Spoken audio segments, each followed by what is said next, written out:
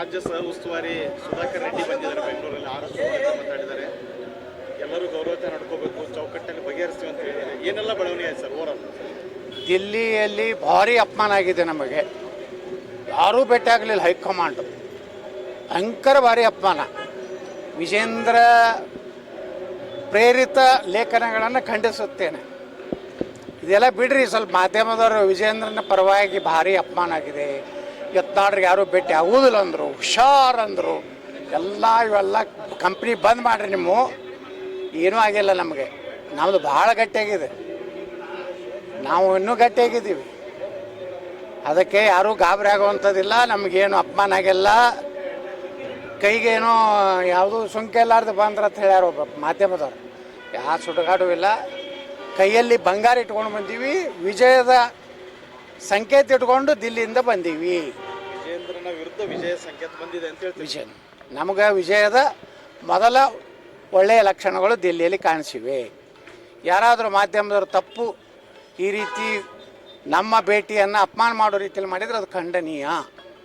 ಯಾರೆಲ್ಲ ಭೇಟಿಯಾಗಿದ್ದೀವಿ? ಯಾರಿಗೆ ಭೇಟಿ ಈಗೆಲ್ಲ ಅದನ್ನು ಬಿಡುಗಡೆಗೊಳಿಸೋದಿಲ್ಲ.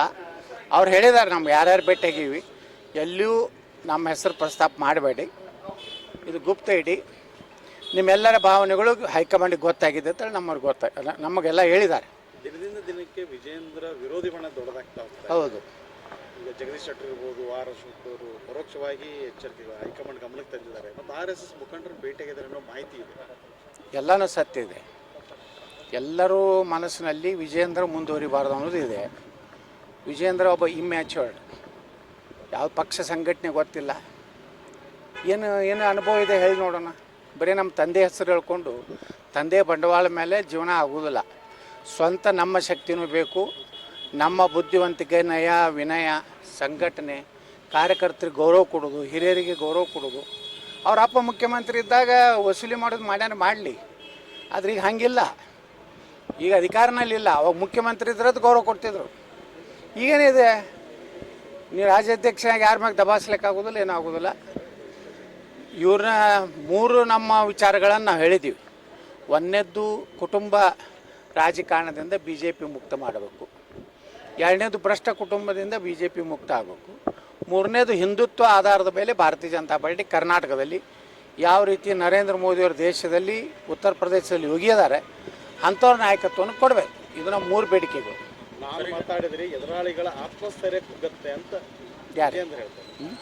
ವಿಜೇಂದ್ರ ಹೇಳಿ. ನಾ ಮಾತಾಡಿದ್ರೆ ಇನ್ನೂ ನನ್ನ ಬಗ್ಗೆ ಏನಾರು ಮಾತಾಡಿದ್ರೆ ಅವನ್ನೆಲ್ಲ ಬಿಚ್ಚಿಡ್ತೀನಿ. ನನ್ನ ಬಲ್ಲಿಯೂ ಇದೆ ಇವೆಲ್ಲ ನಾಟಕ. ಬ್ಲ್ಯಾಕ್ ಮೇಲು ನೀ ಎಷ್ಟು ಯಾರ್ಯಾರಿಗೆ ಮಾಡಿದ್ದಿ, ನಿನ್ನ ಬಲ್ಲಿ ಏನೇನೋ ನಾಟಕ ಮಾಡಿದ್ದಿ, ನಿನ್ನ ಬಲ್ಲಿ ಒಂದು ಟೀಮ್ ಇದೆ ಬ್ಲ್ಯಾಕ್ ಮೇಲ್ ಮಾಡೋಲ್ಲ, ಒಂದು ಟೀಮ್.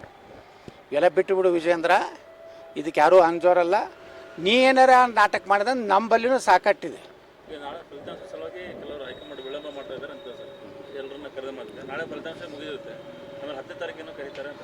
ಕರೀಲಿ, ನನಗೇನು ಮಾಹಿತಿ ಇಲ್ಲ, ನಮ್ಗೆ ಯಾರೂ ಎಚ್ಚರಿಕೆ ಕೊಟ್ಟಿಲ್ಲ. ಅದು ಆರ್ ಅಶೋಕ್ ಅವರು ಇವತ್ತು ಅವ್ರ ಹೇಳಿಕೆ, ಅವರು ಆರ್ ಅಶೋಕ್ ಅವರು ಸಹ ಹೇಳಿದ್ದಾರೆ ಎಲ್ಲರ ಪ್ರೀತಿ ಗಳಿಸೋದವರು ಅಧ್ಯಕ್ಷ ಆಗ್ಬೇಕಂತ ಹೇಳ್ಯಾರೆ. ಇವತ್ತು ನಿರಾಣಿ ಹೇಳಿದ್ದಾರೆ, ಅಪ್ಪ ಮಾಡಿದ್ದಕ್ಕೆ ಮಗಗೂ ಎಲ್ಲ ಅದನ್ನು ಕ್ರೆಡಿಟ್ ಸಿಗಬೇಕು ಅನ್ನೋವಂಥದ್ದು ನಿರಾಣಿ ಸಹಿತ ವಿರೋಧ ಮಾಡಿದ್ದಾರೆ. ಇದೆಲ್ಲ ಏನು ಸಂಕೇತ ಕೊಡ್ತದಂದರೆ ಭಾರತೀಯ ಜನತಾ ಪಾರ್ಟಿ ಕರ್ನಾಟಕದಲ್ಲಿ ಹೊಸ ಯುಗ ಪ್ರಾರಂಭ ಆಗಲಿಕ್ಕೆ ಮೊದಲ ಪ್ರಳಯ, ಗಾಳಿ, ಮಳೆ, ಬೆಂಕಿ, ಚಂಡಮಾರುತ ಎಲ್ಲ ಬೀಸಿ ಮತ್ತು ಶಾಂತವಾದ ವಾತಾವರಣ ಕರ್ನಾಟಕ ಬರ್ತದೆ. BJPಯಲ್ಲಿ ಒಳ್ಳೆಯ ನಾಯಕತ್ವ ಕರ್ನಾಟಕದಲ್ಲಿ ಸಿಗ್ತದೆ. ದೇಶಕ್ಕೆ ಹಂಗೆ ನರೇಂದ್ರ ಮೋದಿಯವರು ಸಿಕ್ಕಾರೆ, ಉತ್ತರ ಪ್ರದೇಶಕ್ಕೆ ಹಂಗೆ ಯೋಗಿ ಸಿಕ್ಕಾರೆ, ಕರ್ನಾಟಕ ಒಬ್ಬ ಹಿಂದುತ್ವದ ನಾಯಕ ಸಿಗ್ತಾನೆ. ಯಾರು ನಾವು ಎಲ್ಲರೂ ಒಂದದೀವಿ. ಯಾವುದೇ ಜನಾಂಗದಲ್ಲಿ ಕೊಟ್ಟರು ಸಹ ನಾವು ಸಮಾಧಾನ ಇದ್ದೀವಿ. ಲಿಂಗಾಯತರಿಗೆ ಕೊಡಬೇಕಂತೇನಿಲ್ಲ. ಈ ದಲಿತರೊಳಗೂ ಯೋಗ್ಯ ಅಧ್ಯಕ್ಷರಾಗೋರು ಇದ್ದಾರೆ, ST ಜನಾಂಗದಲ್ಲಿಯೂ ಯೋಗ್ಯ ಅಧ್ಯಕ್ಷರಾಗೋರು ಇದ್ದಾರೆ, ಹಿಂದುಳಿದ ವರ್ಗದಲ್ಲಿಯೂ ನಮ್ಮಲ್ಲಿ ಯೋಗ್ಯ ಅಧ್ಯಕ್ಷರಾಗೋರು ಇದ್ದಾರೆ, ಬ್ರಾಹ್ಮಣರಲ್ಲಿಯೂ ಸಹಿತ ನಮ್ಮಲ್ಲಿ ಯೋಗ್ಯ ಅಧ್ಯಕ್ಷರಾಗೋರು. ಅಂದರೆ ಜಾತಿ ಒಳಗೆ ಸಮರ್ಥ ಅಧ್ಯಕ್ಷರು ಭಾಳ ಮಂದಿ ಇದ್ದಾರೆ. ಬರೀ ಯತ್ನಾಳಿಲ್ಲ, ವಿಜೇಂದ್ರ ಇಲ್ಲ, XYZ ಇಲ್ಲ, ಎಲ್ಲ ಜನಾಂಗದಲ್ಲಿಯೂ ಒಳ್ಳೆಯ ನಾಯಕತ್ವ ಇದೆ. ಪಕ್ಷ ಜಾತಿ ಸಮೀಕರಣ ನೋಡಿ ಪಕ್ಷಕ್ಕೆ ಯಾರಿಂದ ಹೆಚ್ಚು ಲಾಭ ಆಗ್ತದೆ, ಹೆಚ್ಚು ಮತದಾರನ ಪಕ್ಷದ ಕಡೆ ಸೆಳೆಯುವಂಥ ಶಕ್ತಿ ಯಾರಿಗಿದೆ ಅವ್ರು ಮಾಡ್ತಾರೆ. ನೋಡಿ ಎಲ್ಲರದು ಇದೆ. ಅದೇ ದಲಿತರು ಬಂದರೆ ಈಗ 2-3 ಮಂದಿ ಹೆಸರಿದೆ, ST ಜನಾಂಗ ಬಂದರೆ 2-3 ಮಂದಿ ಇದ್ದಾರೆ. ಒ ಬಿ ಸಿದು ಬಂದರೆ 2-3 ಮಂದಿ ಅದಾರೆ, ಬ್ರಾಹ್ಮಣರು ಬಂದರೆ 2-3 ಮಂದಿ ಅದಾರೆ, ಲಿಂಗಾಯತರು ವೀರಶೈವರು ಬಂದರೆ ಅದಾರೆ. ಸಮರ್ಥರಿದ್ದಾರೆ ಅಂತ ಹೇಳ್ತೀನಿ. ಹಾಂ, ಎಲ್ಲ ಸಮರ್ಥರದಾರ.